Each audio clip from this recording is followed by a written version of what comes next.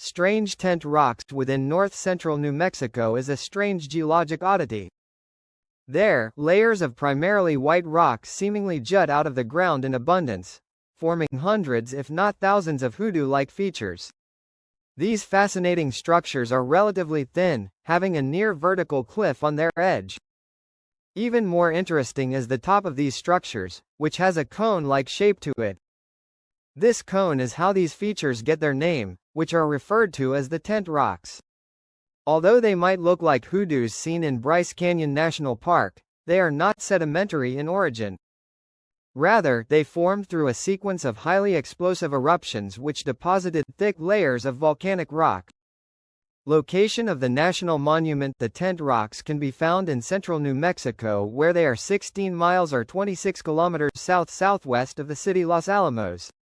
These numerous volcanic features are largely located within Kasha-katuwe Tent Rocks National Monument, which spans an area of just under 22 square kilometers. The formation of the tent rocks began 14 million years ago, when the region was undergoing frequent explosive volcanic eruptions. This volcanism occurred because the area was at the intersection of two important geologic setting features in the region, which were both associated with the formation of new volcanoes.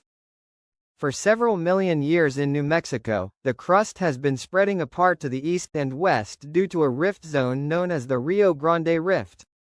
At the site of what would become tent rocks, the Rio Grande Rift intersects with a feature known as the Jemez lineament. The lineament represents a regional weak point in the crust due to the collision of two tectonic plates at this very location 1.7 billion years ago. Since the crust is thin in the area, magma at depth can easily travel upwards and erupt onto the surface, thus forming volcanic fields such as Zuni Bandera, Red Hill, and Mount Taylor. Due to the intersection of these volcanically active provinces, explosive volcanism became inevitable.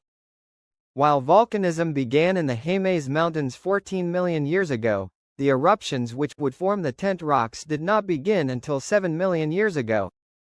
As a volume of high silica-rich rhyolite composition magma intruded into the crust, it interacted with overlying groundwater.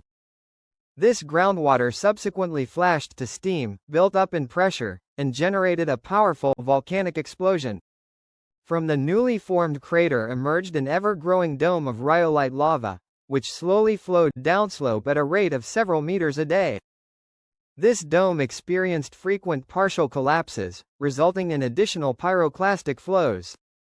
Tuff and ash emplacement pyroclastic flows from this highly explosive eruption traveled several miles, depositing layers of superheated rock which combined with ash to form a hardened rock type known as tuff. Over the next 500,000 years, the area experienced at least 35 similar volcanic eruptions, which continued to deposit a very thick layer of rock. By 6.5 million years ago, the sequence of explosive volcanism ceased, which by then had left behind more than 1,000 feet thick of primarily volcanic ash. The top layer contained a mixture of much harder rhyolite lava flow fragments and welded pyroclastic flow deposits known as ignimbrite. However, these much harder fragments had an uneven distribution. Pillar erosion. Over the following several million years, areas without the overlying harder layer quickly eroded away as volcanic ash is highly prone to erosion. Meanwhile, the ash layers beneath the harder material were partially protected from erosion. This led to the creation of hundreds if not thousands of towering ash columns, where the top cone-like feature represents the harder caprock. Apache tears and perlite. In some of these ash layers you can find shiny black volcanic glass surrounded by a gray material known as perlite. These represent features known as Apache tears, which are common finds within large volume explosive eruption deposits in the southwestern United States. As a final note, similar pillars of volcanic ash can be found within the La Garita caldera in Colorado, and at the remote Hoodoo Mountain volcano in British Columbia. Thanks for watching. If you would like to request a specific topic, please leave a comment below.